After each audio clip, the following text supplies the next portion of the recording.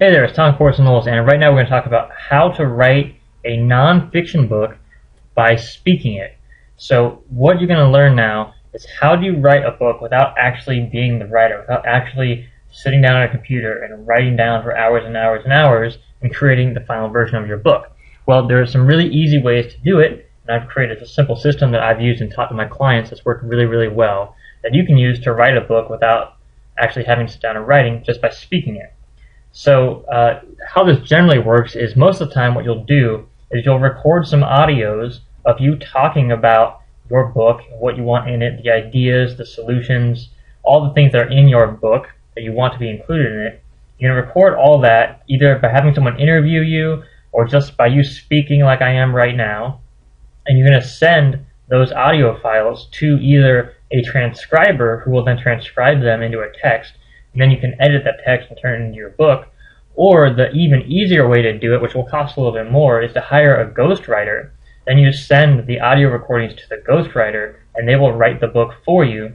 Then it's pretty simple. After that, most of the time it's done. Sometimes you have to edit it yourself and hire an editor. So here's the simple steps, the simple system that I've used to write books and have my clients write books simply by speaking. So first what you want to do is you want to brainstorm the key ideas, problems, solutions, and action steps that you're going to include in your book. So this is just kind of like an overview of all the most important things you want to share in your book.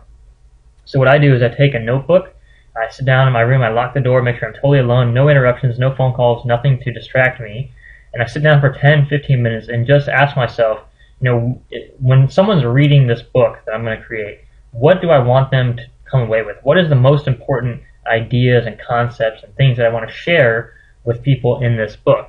And then you're just going to write down everything that comes to mind. So for instance, if I was writing a book right now about how to write a book just by speaking it, what I would do is create all these major ideas and points that I want everyone to learn. So this is it right here, these tips 1 to 7 right here. These are the major things that you need to know and understand in order to write a book by speaking it. And if this was actually going to become a book itself, that would be my kind of brainstorming right there. That's it.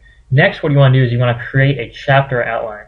So once you have all the kind of just the major ideas on paper, there could be dozens or even hundreds of ideas, depending on how much content you have and how many ideas you have around this particular topic. Once you have all those ideas down, then you can start to create an outline. And the chapter outline is basically going to be what are the most important ideas or sections that are going to become chapters of your book. So right here you see I've organized it 1 to 8 right here. These are kind of like a chapter outline. It's got to be simple. It doesn't have to be complex. It's just what is chapter 1, what is chapter 2, what is chapter 3, etc.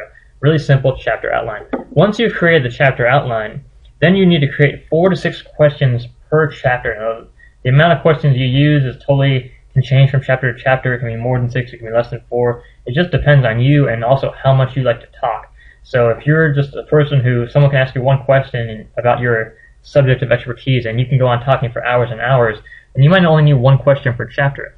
The questions make it really easy so that when you're recording your audios for your ghostwriters or for your transcribers, you don't just stop halfway through and totally forget what you were going to say next and the other major ideas and questions that you need to answer for your readers.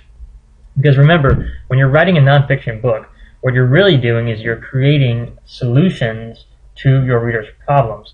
So, for instance, right now you're trying to write a book and you want to learn how to do it without actually sitting down and writing for hours and hours. So I'm providing you the solutions of how to do that. You need to think the same way when you're creating your book. What are the problems that your readers have, and how are you going to help them solve those problems? And so that's what the question should do, should urge you and prompt you to start talking about, okay, hey reader, you've got these problems, let's say with self-confidence, and here are the solutions to those problems. That's what questions do. They keep you on track. They make it really simple, really efficient to organize it that way. Then what you can do is record the answers to those questions. Now, if you're confident and you're comfortable with just talking in front of a computer screen like this or in front of a voice recorder, that's totally fine. There's no problem with that. If you have some uncomfortability with that, or you think it'd just be easier to have someone there to support you, to have someone maybe interview you, then you can have a friend, a coworker, a colleague, someone sit down with you and actually ask you the questions and do it kind of in an interview style. And then that can be easier for a lot of people to actually record the makings of their book.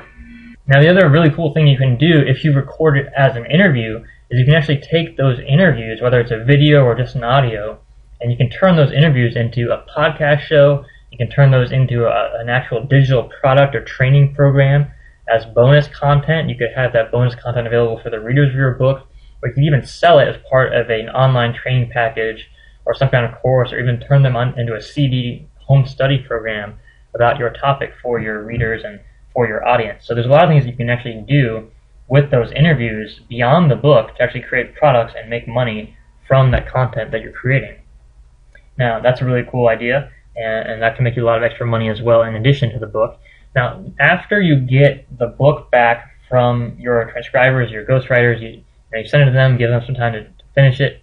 Once they send it back to you, you're going to want to edit it yourself, because you're going to want to make sure that it's still in your voice. So when you're talking, you're going to talk like you talk. And you're going to be speaking in your voice, especially if it's an interview. It's just relaxed and calm. It's just you being you.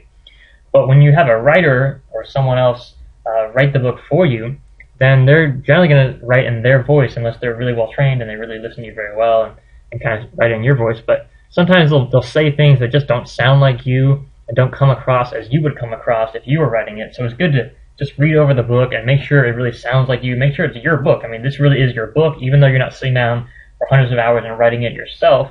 You're still having it be your book. So make sure you edit it yourself, go over it yourself, and make changes to make it sure it's your book and that you're really, really happy with it.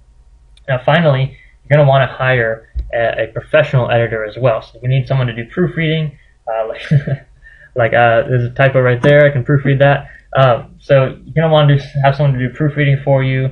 Maybe do some structural edits as well, depending on how well the book has been written. Then once you're done, once you're happy with the book, you publish and you're done. So that's really all there is to it, to writing a book by speaking.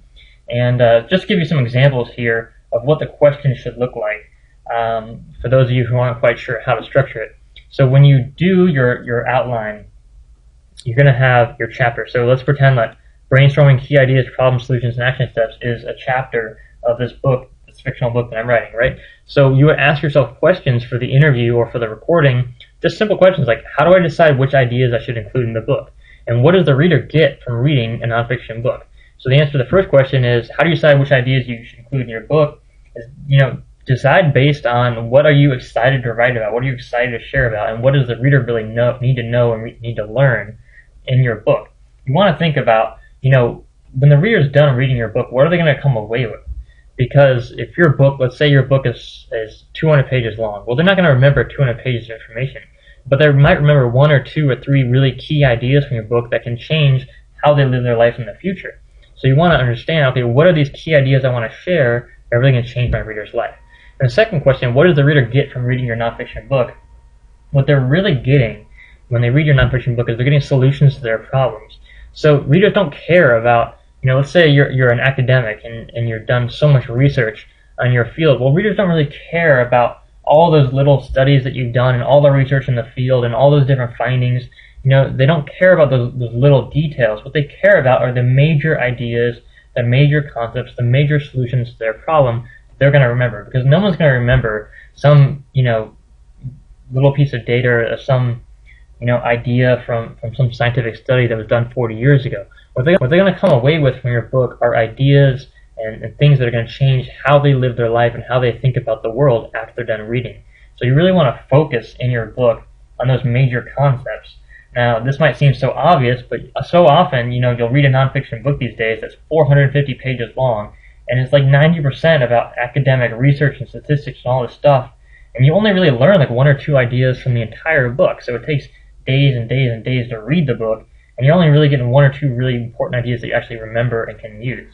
So if you can make it really easy for your readers to read your books and get those major ideas without having to read 450 pages of content to do it, they're going to be really happy, and they're going to buy a lot more of your books, and you're going to be able to write more books faster and make more money as a nonfiction author. So hope you found this video helpful. If you want more free tips and information, check out ebookpublishingschool.com, where you can get more free information on how to write and create best-selling ebooks as a Kindle publishing author. So have an incredible day. Talk to you soon. Take care.